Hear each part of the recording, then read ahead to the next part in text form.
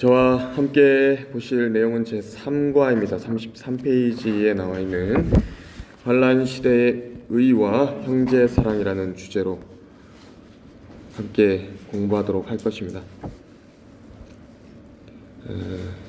거기에 주제 구절이 인용되어 있습니다. 우리가 사망으로부터 생명으로 옮겨간 것을 아노니 이는 우리가 형제들을 사랑하기 때문이라. 자기 형제를 사랑하지 않는 자는 사망 안에 거하느니라 라고 요한일서 3장 14절에 말씀하셨습니다. 이 요한일서는 제가 생각하기로는 성경에서 가장 어려운 책 중에 몇 권을 꼽으라 그러면 요한일서가 들어갈 것 같습니다. 이제 조금 성경을 알아가고 또 기초적인 그 바울 서신에 등장하는 그런 교리 부분들, 그것을 배운 사람들이 이제 요한일서를 대하게 될 때 많은 혼란에 마주하게 되는데, 특히 이 3장이요, 이 교리적으로 아주 다룰 부분도 많고 구분해서 봐야 될 부분들도 많이 있습니다. 일반 서신들이라고 불리는 부분들이 있죠. 빌레몬서 이후로부터 시작되는, 바울 서신 제일 마지막이 빌레몬서인데, 빌레몬서 그 이후로 시작되는 히브리서로부터 시작해서요, 유다서 그리고 또 요한계시록, 이 성경의 배열을 우리들은 잘 알고 있습니다. 이것이 무엇이냐니까, 빌레몬서까지는 하나님의 교회를 대상으로 해서 썼다라고 한다면, 그 이후로 히브리서부터 시작하는 그 서신들은 교리적 대상으로 하나님의 교회를 직접적으로 적용하기는 어려운 부분들이 많다라는 것입니다. 왜냐하면 성령 하나님께서는 이 책들을 앞으로 올 대상들을 위해서, 그런 교리적인 대상들을 위해서 쓰셨기 때문에 그렇습니다. 성경은 아주 체계적인 책입니다. 그래서 그 직접적인 교리의 적용 대상들이 다른 것입니다. 그래서 성경을 올바로 나누어서 공부하라는 명령이 바로 이것 때문인데요, 디모데후서 2장 15절의 말씀에 나와 있습니다.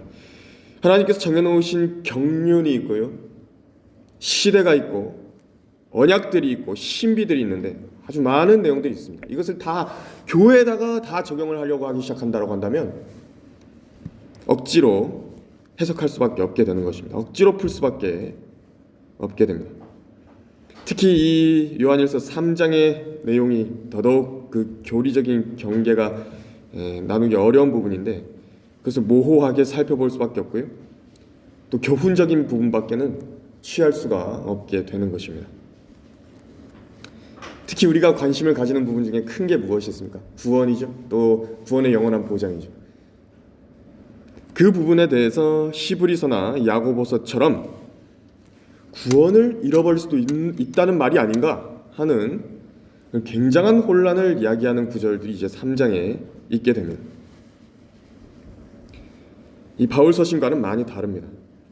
바울 서신에서는 우리의 영원한 구원의 보장, 이것을 말씀하시는데, 갑자기 요한일서로 넘어와 보니까, 또 3장을 읽다 보니까 내가 구원을 잃어버릴 수도 있는 것이 아닌가 하는 걱정이 드는 구절들도 많이 있습니다. 이 요한일서 3장을 공부하려고 한다면요, 기본적으로 요한일서 3장을 공부하려고 한다면 대환란에 대한 배경 지식이 일단 있어야 됩니다. 그리고요, 이 거듭남에 대해서 명확하게 알아야 됩니다. 그리고 성령 침례와 거듭남의 차이를 조금 알아야 됩니다. 그래야 이번 강의를 이해하는데 어려움이 없습니다. 그리스도인 몸된 교회, 우리들 말하는 것이죠. 우리는 이제 예수 그리스도를 영접할 때 말씀의 씨를 통해서 거듭납니다. 그런데요, 이 요한일서의 진술을 좀 보면 대환란 때의 유대인 성도들 있지 않습니까? 유대인 성도들, 대환란 때의 유대인 성도들도 썩지 않는 말씀의 씨를 통해서 새롭게 출생하는 것이 있을 수 있습니다. 새로운 출생 자체는 있을 수 있습니다. 그러나 그 새로운 출생을 제외하고요, 나머지는 우리 교회와 아주 많이 다릅니다. 우리는 어떻습니까? 거듭나면 끝납니까? 아닙니다. 거듭난 즉시로 그 영이요, 그리스도인 몸 안으로, 영적 유기체인 그 그리스도인 몸된 교회 안으로 성령 침례를 받아서 들어갑니다. 하나가 됩니다. 이것을 보고 이제 우리가 그리스도 안에 있게 된다라는 말씀을 하시는 것인데요. 또 우리에게 어떤 변화가 일어납니까? 손으로 하지 않은 할례를 받게 되는 것입니다. 그리스도의 할례를 받는 것입니다. 또 우리가 양자 되는 것을 보증을 해주시는데 우리 몸의 구속을 보증해 주시겠다라고 말씀하셨습니다. 성령 하나님께서 들어오셔서 이렇게 성령의 인장을 찍어버리시는 것입니다. 이것이 특징입니다. 이게 다른 점입니다. 환란 성도들과 유대인 환란 성도들과는 전혀 다른 특징입니다. 하나님의 교회의 특징인 것입니다. 이제 그리스도의 몸은 휴거가 될 것입니다. 교회 시대가 끝날 것이고, 그럼 그때의 휴거가 되면서 이제 그리스도의 몸된 교회가 다 올라가 버리죠. 지상에는 더 이상 그리스도의 몸된 교회가 없습니다. 성령 침례가 더 이상 일어나지 않습니다. 그리스도의 몸 안으로 들어갈 수 있는 방법이 더 이상 없습니다. 그때 이후로 성령께서요 더 이상 성도들을 그리스도의 몸 안으로 넣는 지상 사역을 하지 않으십니다. 그러면 어떻게 되냐니까 그리스도의 몸 안으로 들어간 적이 없기 때문에 구원을 보장받을 수가 없습니다. 지옥의 문들이 이길 수 없다라는 그 말씀이 더 이상 성도들한테 적용이 되지 않습니다. 그렇기 때문에요, 대환란에서는요 예수님을 자신의 구주로 믿고 또한 하나님의 말씀의 씨를 자신 안에 받아들여 가지고 거듭났다 할지라도요 구원이 보장되지 않기 때문에 잃어버릴 수 있습니다. 구원을 잃어버릴 수 있는 것입니다. 잃어버리면 다시는 얻을 수 없습니다. 우리가 아까 일반 서신 이야기를 잠깐 했는데요, 야고보서의 수신자 야고보서 1장 1절에 나오죠. 널리 흩어진 이스라엘의 12지파에게 썼다라고 말합니다. 근데 요한 1서의 수신자는 누구냐니까 하나님의 자녀들입니다. 자녀들에게 쓴 책입니다. 이 범위가 넓죠. 범위가 아주 넓습니다. 생명의 부활에 속한 자들, 하나님의 자녀들이라고 성경은 말씀을 하고 있습니다. 자녀들이기 때문에 예수께서 그들에게 대답하여 말씀하시기를 이 세상의 자녀들은 장가가고 시집가지만 저 세상과 죽은 자들로부터의 부활을 얻기에 합당하다고 여겨질 자들은 장가가거나 시집가지 않으며 그들은 다시 죽을 수도 없으니 이는 그들이 천사들과 동등하며 또 부활의 자녀로서 하나님의 자녀들이기 때문이라. 그러니까 이 하나님의 자녀의 범주라고 하는 것은 좀 넓습니다. 부활의 자녀면 다 하나님의 자녀인 겁니다. 그러니까 신약 이후의 경륜에서 이제 적용을 받는 사람들이죠. 그럼 그리스도의 몸된 교회가 있고요, 환란 성도, 이 두 부류가 하나님의 자녀에 해당하는 것이고 요한 1서의 수신자에 해당합니다. 그렇기 때문에 성령께서는 요한을 들어 쓰셔서 이 서신을 기록하실 때 하나님의 자녀가 수신자라고 한다면 이 둘을 다 해당하는 사항들을 기록하도록 쓰임을 받았을 것입니다. 그렇기 때문에 어떤 구절들에서는, 요한 1서의 어떤 구절들에서는 하나님의 교회라고 하는 하나님의 자녀들에게 쓴 것이 있고 환란 성도에 해당하는 하나님의 자녀들에게 쓴 것이 있는 것입니다. 둘을 잘 구분을 해줘야 됩니다. 그래서 함께 3장을 살펴보시겠습니다. 다음 34페이지에서 1절부터 3절까지 이제는 우리가 하나님의 아들들이라고 말하는 그 교재 내용부터 함께 살펴볼 것입니다. 1절에서 3절을 보면 보라, 하나님 아버지께서 어떠한 사랑을 우리에게 주셔서 우리로 하나님의 아들들이라 불리게 하셨는가. 그러므로 세상이 우리를 알지 못하나니 이는 세상이 그분을 알지 못했기 때문이라. 사랑하는 자들아, 이제는 우리가 하나님의 아들들이라. 우리가 어떻게 될 것인지는 아직 나타나지 아니하였으나 그가 나타나시면 우리가 그와 같이 되리라는 것을 아노니 이는 우리가 그분 그대로 그분을 볼 것이기 때문이라. 그분 안에서 이 소망을 가지는 사람은 누구나 그분이 정결하신 것처럼 자신을 정결케 하느니라 라고 말씀하셨습니다. 이제는 우리가 하나님의 아들들이라 라고 2절에서 말씀하셨죠. 그러니까 이제는 우리가 하나님의 아들들이랍니다. 그러니까 이전에는 다른 하나님의 아들들이 있었습니다. 그 지음을 받은 하나님의 아들들이 있었습니다. 천사들을 말하는 것입니다. 그 천사들이요, 하나님의 아들들이 자리를 가지고 있었는데 이 신약의 하나님의 아들들로 대체가 되게 될 것임을 우리는 성경의 이 진술을 통해서 알고 있는 것입니다. 이 요한계시록에서는 첫 번째 부활에 참여하는 자는 복되고 거룩하다 이렇게 말씀하시면서요, 이들이 하나님과 그리스도의 제사장들이 되어서 1000년 동안 그와 함께 통치할 것이라고 말씀을 하셨습니다. 이 자녀라고 했을 때 하나님의 자녀다라고 말씀을 하실 때 뭐라고 말씀하시는 것이냐면 상속자들입니다. 상속과 긴밀하게 연관해서 성경은 자녀를 항상 말씀을 하십니다. 하나님께서 상속하실 것들. 로마서 8장 17절에서 그렇게 말씀하셨습니다. 이 거듭난 하나님의 아들들에게 통치를 맡기시고요, 오는 세상을 천사들의 지배에 맡기지 않으셨다고 성경은 말씀하고 있습니다. 예수 그리스도의 피를 믿는 믿음을 가진 사람들에게 해당하는 말씀입니다. 우리는 오히려 천사들을 심판하게 되는 것입니다. 우리의 지위를 아셔야 됩니다. 예수 그리스도의 피로 거듭난 성도들의 지위를 우리는 알아야 되는 것입니다. 천사들을 심판한답니다. 흙으로 지음받은 인간이. 그래서 지금 이 3절에서 말씀하시는 내용들은 1차적으로 그 적용 대상이 그리스도의 몸이죠. 왜냐하면 우리는 이미 알고 있듯이 우리의 몸 역시도요, 그리스도의 몸, 영광스러운 몸과 같이 변모가 될 것입니다. 이 적용은 너무나도 분명한데요. 그러나 이 구절이 지금 이 환난 성도들을 교리적 대상으로 쓰는 요한일서에 나타나고 있다는 사실은요, 이 그들에게도요 휴거가 있게 될 것이라는 사실을 보여주는 것입니다. 암시하고 있습니다. 환난 성도들의 휴거도 있습니다. 분명하게 말씀하시는 것입니다. 4절 6절을 넘어가 보겠습니다. 4절 6절에서는 죄를 짓는 자마다 또한 율법도 범하는 것이니 죄는 곧 율법을 범하는 것이라. 그분이 우리의 죄들을 없애려고 나타나신 것을 너희가 아나니 그분 안에는 죄가 없느니라. 그분 안에 거하는 자마다 죄를 짓지 아니하나니 죄를 짓는 자는 누구나 그분을 보지 못하였느니라 라고 보지 못하였으며 알지도 못하였느니라 라고 말씀하셨습니다. 4절 5절을 읽는 데는 별로 어려움이 없으시죠. 그런데 이제 6절이 문제입니다. 이 죄를 짓지 않는다. 이제 이 말씀을 문자적으로 이루었던 교회 시대의 어떤 성도가 있는 것인가? 죄를 짓지 않는다. 이 러크만 목사님도요, 이 말씀을 하셨는데 자기가 시도해봤답니다. 죄를 지어보지 않기 위해서 시도를 해보셨는데 한 달에 며칠 이상 지속해보는 것이 불가능했답니다. 여러분도 한번 해보십시오. 우리가 얼마나 이 죄를 짓지 않고 오랫동안 유지해볼 수 있는 것인가. 그 러크만 목사님은 한 요한 웨슬리 정도는 되어야 그렇게 죄를 짓지 않고 살 수 있지 않겠느냐라고 말씀했습니다. 어떻게 하면 그렇게 살 수 있는 것인가? 지속적인 기도입니다. 이 기도하는 생활의 그 자세로 12시간 혹은 18시간 계속 깨어있는 것입니다.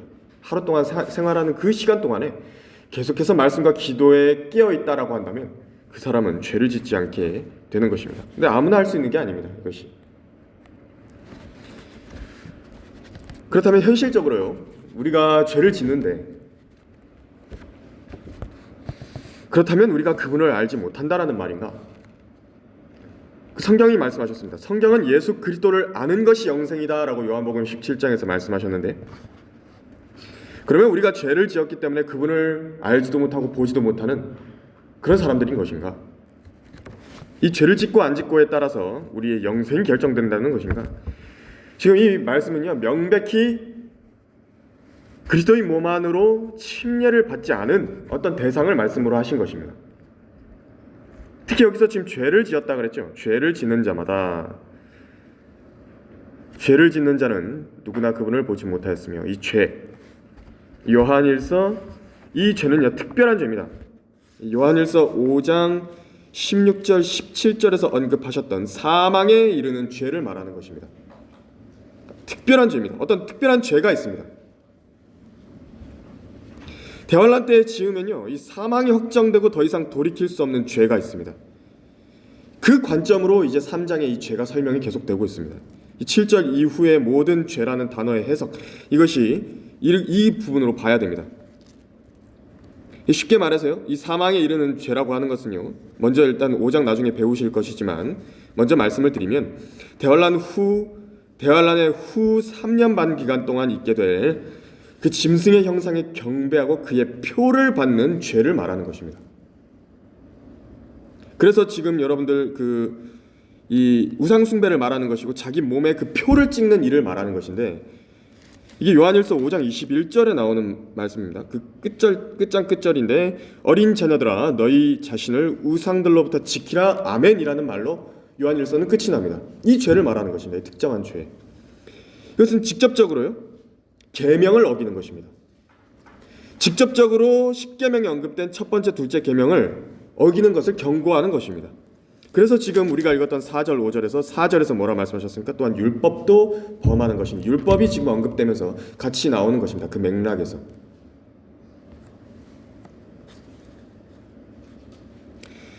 요한계시록 13장 15, 17절을 제가 한번 읽어드리면요, 또 그가 짐승의 형상에게 생명을 주는 권세를 받아 그 짐승의 형상으로 말도 하게 하고 그 짐승의 형상에게 경배하지 아니하는 자는 다 죽이도록 하니라. 죽는 것입니다. 그때는 율법과 계명을 지키기 위해서는 죽어야 됩니다. 이 우상 숭배라는 죄를 범하지 않으려면 죽어야 되는 것입니다. 이게 환란 시대입니다. 그가 모든 자, 즉 작은 자나 큰 자, 부자나 가난한 자, 자유자나 종이나 그들의 오른손이나 이마에 표를 받게 하고 그 표나 그 짐승의 이름이나 그의 이름의 숫자를 지닌 사람을 제외하고는 아무도 사거나 팔 수 없게 하더라. 살 수도 없고 팔 수도 없습니다. 상거래 행위가 다 이 짐승의 표를 기반으로 하는 것인데요, 오늘날 계속해서 나오고 있지 않습니까? 전자상거래 이런 것들이 많이 유통되고 있지 않습니까? 사람들이 현금을 쓰지 않고서 결제할 수 있는 그 모든 것들, 편리하다라는 그 이유로 다 이루어지고 있는데, 대환란을 준비하고 있는 것입니다. 그때는 전 세계가요, 적그리스도의 수중에 들어가게 되고요, 짐승의 형상을 경배하게 될 것이고 맹세하게 될 것입니다. 십계명은 이게 다 금지된 부분입니다. 죄는 곧 율법을 범하는 것이다. 성경이 말씀하셨습니다. 직접적으로 특히 사망과 연관되는 죄가 있는 것인데 짐승의 표를 받고 그의 형상에 경배하는 일입니다. 그래서 교재의 그 다음 내용 더 이어가겠습니다. 7절에서 10절을 보시면요, 어린 자녀들아 아무도 너희를 속이지 못하게 하라. 의를 행하는 자는 그분께서 의로우신 것 같이 의로우나 죄를 짓는 자는 마귀에게 속하나니 이는 마귀가 처음부터 죄를 짓기 때문이라. 이 목적으로 하나님의 아들이 나타나셨으니 곧 마귀의 일들을 멸하시려는 것이라.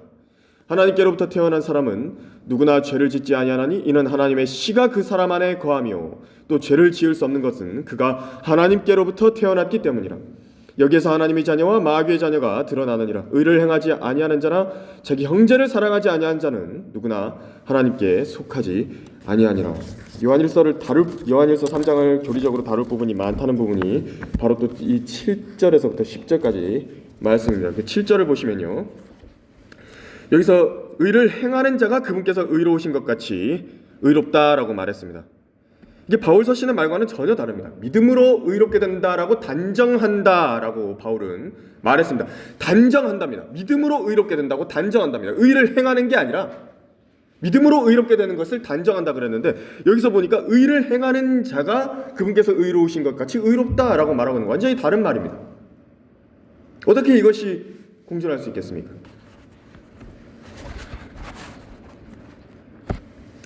우리는 성령 침례를 받는 그 즉시요 그리스도와 하나가 된다라고 말씀을 드렸는데, 그때 하나님의 의를 전가를 받는 것입니다.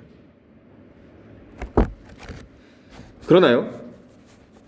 이 환난 성도들은 그런 적이 없기 때문에 이제 말씀의 씨를 통해 거듭났다 할지라도요, 의를 행하는지 죄를 짓는지 이것에 따라서 스스로가 하나님의 자녀이라는 그 사실을요 입증해내야 됩니다.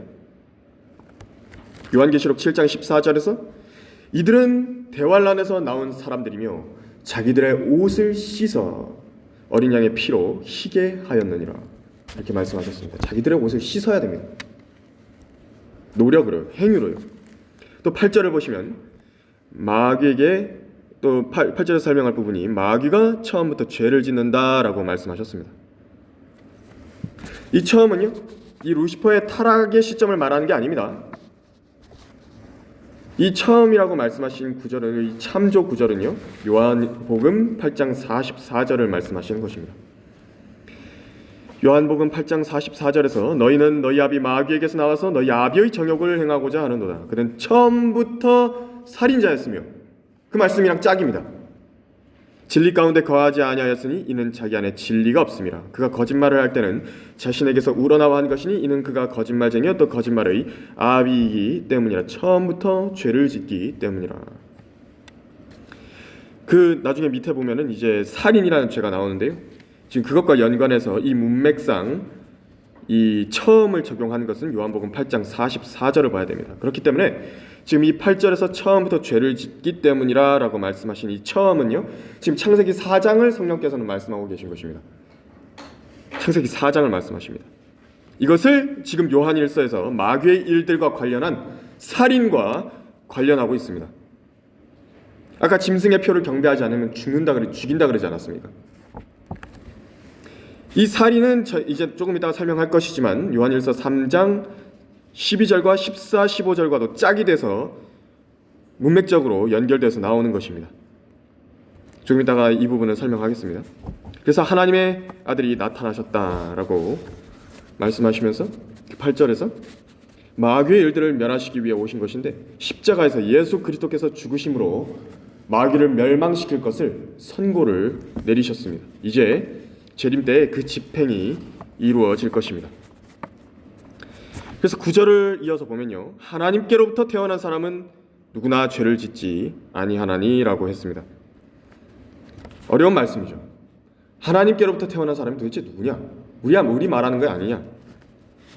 이제 정확하게 나눠서 적용을 해야 되는데요, 두 가지입니다.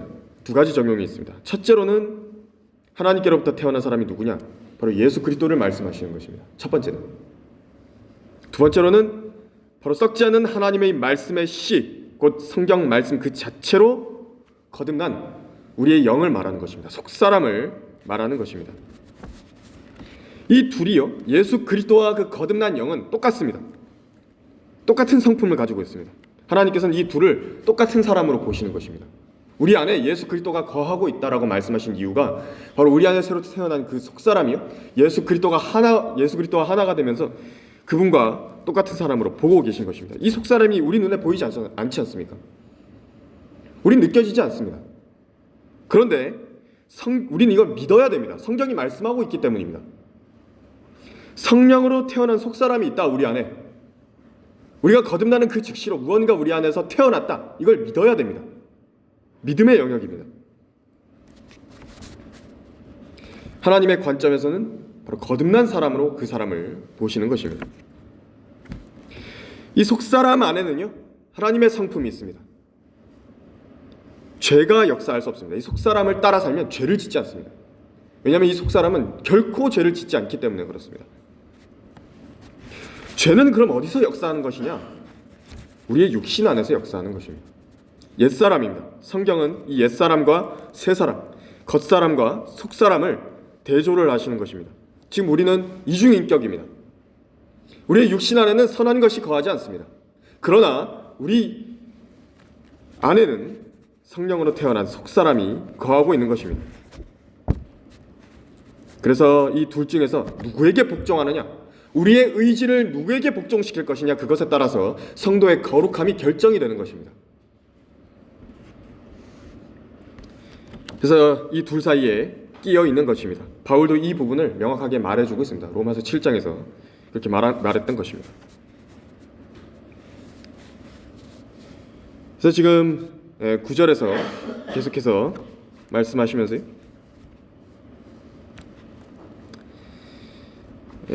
이제 요한일서에서 계속해서 적용하고 있는 부분이 이후에 10절부터 나오는 그 이후에 나오는 부분에서 이제 그 형제라는 말이 나옵니다. 자기 형제, 나의 형제들아, 또 형제를 사랑하라, 뭐 이런 말이 나오는데요, 이 형제에 관한 정의와 함께 구절을 살펴볼 게 있습니다.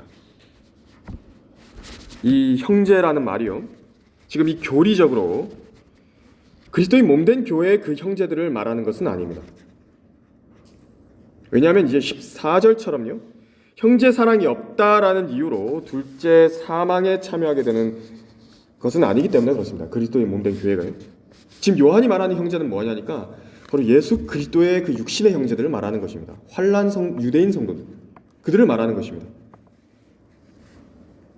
그래서 지금 9절에서 죄를 짓는다, 이 말은요, 율법을 정면으로 어겨서 우상 숭배를 하고 살인자 카인처럼 자기 형제를 죽이는 것을 말하는 것입니다. 살인자 카인처럼 유대인들을 죽이고 박대하는 것을 말하는 것입니다. 대환란 후 3년 반에는 유대인들을 향한 대대적인 박해가 있을 것입니다. 이때 마귀의 자녀가 드러나게 되는 것인데 유대인들을 죽이는 죄를 짓는 자들이 있는 것입니다. 마귀의 자녀가 그때 드러납니다. 환란 성도들은 자기 안에 그 말씀의 씨앗에 순종해서요, 계명을 따라 유대인 형제들을 사랑하든지 아니면 모른 체 하든지 둘 중 하나입니다. 이제 거기서 딱 드러나는 것입니다. 조금 더 이 부분은 이제 이어지는 10절 15절에서 다루도록 하겠습니다. 10절 15절을 이제 넘어가겠습니다. 여기에서 하나님의 자녀와 마귀의 자녀가 드러나느니라. 의를 행하지 아니하는 자나 자기 형제를 사랑하지 아니하는 자는 누구나 하나님께 속하지 아니하니라. 이는 너희가 처음부터 들은 말씀이 우리가 서로 사랑해야 한다는 것이기 때문이라. 카인같이 되지 말라. 그는 그 악한 자로부터 나왔으며 자기 아우를 살해하였으니 무슨 연고로 그를 죽였겠느냐. 이는 그 자신의 행위는 악하고 그 아우의 행위는 의로웠기 때문이라. 나의 형제들아, 세상이 너희를 미워하여도 이상히 여기지 말라. 우리가 사망으로부터 생명으로 옮겨간 것을 아노니 이는 우리가 형제들을 사랑하기 때문이라. 자기 형제를 사랑하지 않는 자는 사망 안에 거하느니라. 자기 형제를 미워하는 자는 누구나 살인자요 살인자는 누구나 영원한 생명이 그의 안에 거하지 않음을 너희가 아느니라. 여러분이 그 요한계시록에서 한번 1장에서 읽어본 말씀이 기억나실지 모르겠습니다. 주인 아래 내가 성령 안에 있었으며 라고 이제 요한이 그런 말을 했었는데요. 요한이 초자연적인 이 능력으로요, 바로 미래의 그 대환란의 현장에 가 있었던 것을 여러분 기억하십니까? 우리가 만약에 그 동일한 상태에 있다라고 생각하고요, 이 구절을 딱 읽는다라고 한다면 바로 내가 지켜서 구원을 받아야 되는 그 구원이 되는 것입니다. 지금 이 10절에서 15절까지가 환란 시대 성도들이 지켜야 되는, 구원을 위해서 지켜야 하는 교리입니다. 그래서 요한일서에서 형제들이라고 언급했을 때는 그것을 이제 예수님의 육신의 형제들을 말하는 것이다 라고 한 것을 말씀을 드렸습니다. 그래서 10절에서요, 지금 드러난다 이렇게 말씀하셨습니다. 하나님의 자녀와 마귀의 자녀가 드러난다. 이 말씀은 어디와 이제 짝이 되는 것을 한번 짝이 되는 말씀이 좀 기억나실 것입니다. 왕국의 자녀들과 악한 자의 자녀들이 드러나는 때가 있습니다. 그때까지 함께 자라도록 두시는데요, 분명히 좋은 씨를 뿌렸는데 또 원수가 와서 악한 씨를 뿌렸습니다. 이게 어디서 나옵니까? 마태복음 13장의 독보리의 비유가 바로 그것입니다. 그것과 짝입니다. 그때까지 함께 자라도록 두시는 것인데 독보리의 실체가 드러납니다. 이제 원래는 구분이 잘 안 되다가 이제 드러나는 것입니다. 악한 자의 자녀들로. 어떻게 드러나냐? 바로 예수 그리스도와 그분의 형제들을 죽이는 자가 바로 그 독보리의 자녀인 것을 드러내는 것입니다. 대환란 후 3년 반에 이들이 이제 적극적으로 활동을 할 것인데 독보리로서의 실체를 드러내게 됩니다. 그래서 11절에서부터요, 보시면 이제 너희가 처음부터 들은 말씀이 서로 사랑해야 된다 이 말씀을 하셨는데 12절에 그 이후에 또 이제 이것이 11절에서 처음부터 이 말씀을 들었다. 역시 이것도 요한복음을 말하고 있는 것입니다. 13장 34절인데 거기에서 예수님께서 새로운 계명을 주시면서 서로 사랑하라 이렇게 말씀하셨던 그 말씀을 지금 요한은 상기시키고 있는 것입니다. 형제 사랑을 말하는 것입니다. 그리고 이제 11절 이후에 12절로 이어지면서 무엇이 나오냐니까 인류의 첫 살인자 카인이 나옵니다. 그래서 아까 그 악한 자가 뿌린 씨다 이렇게 말씀을 드렸는데 지금 카인도 거기에 해당 사항이 있는 것입니다. 자기 형제를 죽였습니다. 카인은 적그리스도의 강력한 예표인데요, 살인자이자 거짓말쟁이입니다. 자기 형제를 죽였습니다. 카인은 아벨이 어디 있냐고 물어보는 하나님이 답변에 무엇이라고 대답을 했냐니까 자기 모른다, 거짓말한 것입니다. 적그리스도도요, 자기 형제인 유대인들을 죽일 것입니다. 그리고 자신이 하나님이라고, 육신으로 나타난 하나님이라고 거짓말할 것입니다. 카인은 하나님이 받지 않으시고 거절하시는 자신의 종교와 예배 의식이 있었습니다. 적그리스도도 마찬가지로 자신의 종교가 있을 것입니다. 카인은 자기 표가 있었죠. 적그리스도도 역시 자신의 표를 가지고 있습니다. 카인도 그 악한 자, 곧 마귀로부터 나왔다라고 말씀하셨는데 적그리스도 역시도요, 마귀로부터 나올 것입니다. 그래서 적그리스도는요, 창세기 3장 15절에서 예언된 그 뱀의 씨입니다. 악한 자의 자녀죠. 자녀들 중에서도 가장 악한 자. 그런데 예수 그리스도의 찬란한 오심 앞에요, 머리가 완전히 부서질 것입니다. 이 사탄은 흉내내는 자입니다.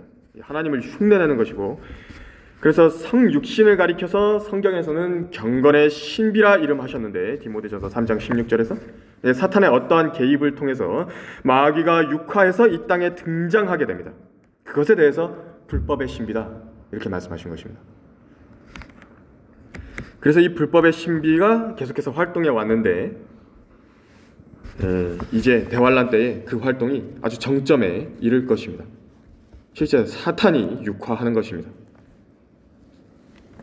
14절에서부터 이제 나오는 그 형제들이 아까 말씀드린 것처럼 예수 그리스도의 육신에 따른 형제들을 말씀하신 것인데, 이것 역시 짝이 되는 것이 마태복음에 나옵니다. 마태복음 25장 40절을 읽어드리겠습니다.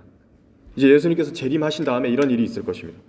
그러나 왕이 대답하여 그들에게 말하기를, 이 지상에 내려오신 다음에 이제 이방인들에게 물으십니다. 이방 민족들에게, 진실로 내가 너희에게 말하노니 여기 내 형제들 가운데 가장 작은 자 하나에게 한 것이 곧 나에게 한 것이니라 하리라.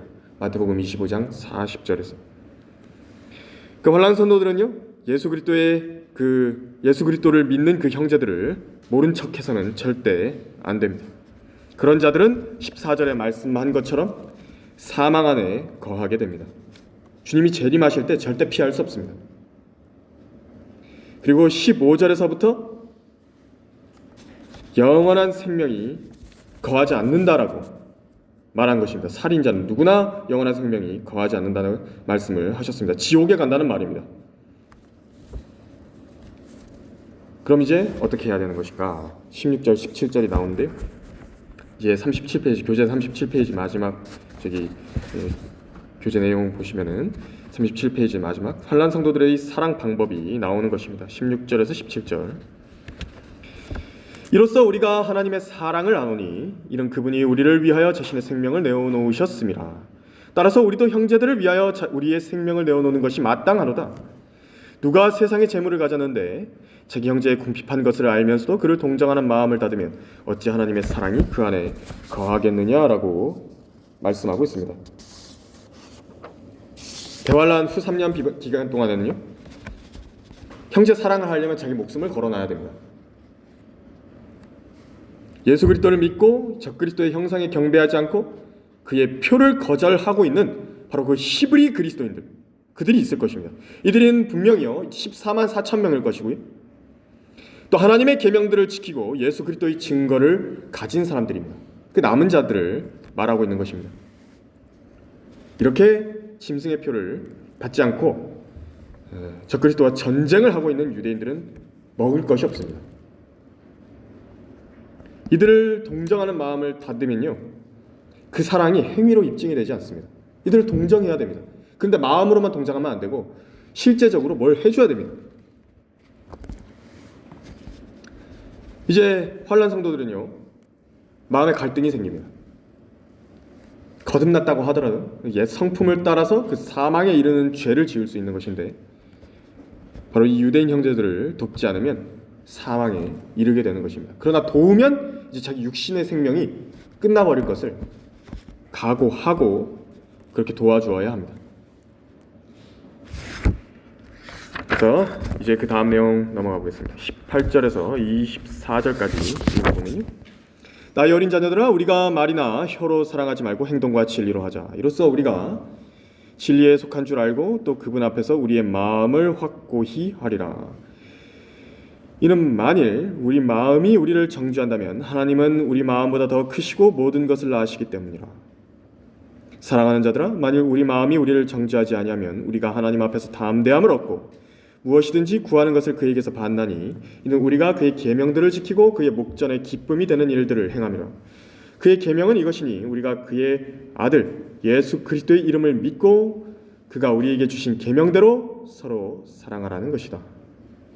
그의 계명들을 지키는 사람은 그분 안에 거하고 그분은 그 사람 안에 거하시느니라. 이로써 우리에게 주신 성령에 의하여 우리는 그분이 우리 안에 거하시는 것을 아느니라. 이 단락은요, 환난 시대 성도들뿐만이 아니라 하나님의 교회 우리들에게 그대로 적용할 수 있습니다. 문제가 없습니다. 지금 19절 보면은 18절 내용을 행하면 우리의 마음이 확고하게 된다라고 말씀을 하셨습니다. 또 말이나 혀로 사랑하지 말고 행동과 진리로 하자고 18절에서 말씀을 하셨는데요. 그러니까 지금 말로만 한 거는 실제로 아무것도 아닌 것입니다. 그러니까 하나님께서 우리에게 말로만, 우리가 말만 했다라고 해서요, 모든 것을 행했다라고 여겨줄 수 있는 부분이 있는데요. 그건 구원밖에 없어요. 구원입니다. 딱 하나, 구원. 우리의 혼이요, 지옥에 가지 않게 되는, 그리스도의 몸된 교회가 지옥에 가지 않게 되는 딱 한 가지, 그 구원밖에는 이 믿음으로 이렇게 뭔가를 했다라고 여겨주시는 부분이 그것밖에 없습니다. 나머지는 다 행위입니다. 실제적으로 여기 나온 대로요, 형제 사랑을 행할 때에 특별히 여기 문맥적으로 형제의 궁핍을 보고 외면하지 않고요, 자신의 손을 펴서 세상의 재물로 도와주는 것, 이것을 말하는 것인데, 이걸 하면요 마음이 확고해진답니다. 내가 진리에 속해 있구나, 내가 형제 사랑을 제대로 준수하고 있구나, 이 열매를 자기가 확인하고 자기의 거듭남에 대해서 확신을 하게 되는 것입니다. 이것이 요한복음 15장과 관련이 되어 있는 부분입니다. 지금 우리가 읽었던 이 구절이 짝입니다. 이 구절들이, 나는 참 포도나무요 나의 아버지는 농부시라, 내 안에 거하라, 그러면 나도 너희 안에 거하리라. 가지가 포도나무에 붙어있지 아니하면 스스로 열매를 맺을 수 없듯이 너희도 내 안에 거하지 아니하면 역시 그렇게 되리라. 너희가 내 안에 거하고 내 말들이 너희 안에 거하면 너희가 원하는 것은 무엇이나 구하라, 그러면 너희에게 이루어지리라. 나의 계명은 이것이니 내가 너희를 사랑하는 것 같이 너희도 서로 사랑하는 것이라. 너희가 나를 선택한 것이 아니요 내가 너희를 선택하여 임명하였나니 이는 너희로 가서 열매를 맺게 하고 너희 열매가 남아있어 너희가 나의 이름으로 아버지께 구하는 것은 무엇이든지 그분께서 너희에게 주시게 하려는 것이니라. 이런 것들을 내가 너희에게 명령하노니 이는 너희가 서로 사랑하게 하려 함이라. 그러니까 이 일을 행하는 사람들은 마음에 담대함이 생깁니다.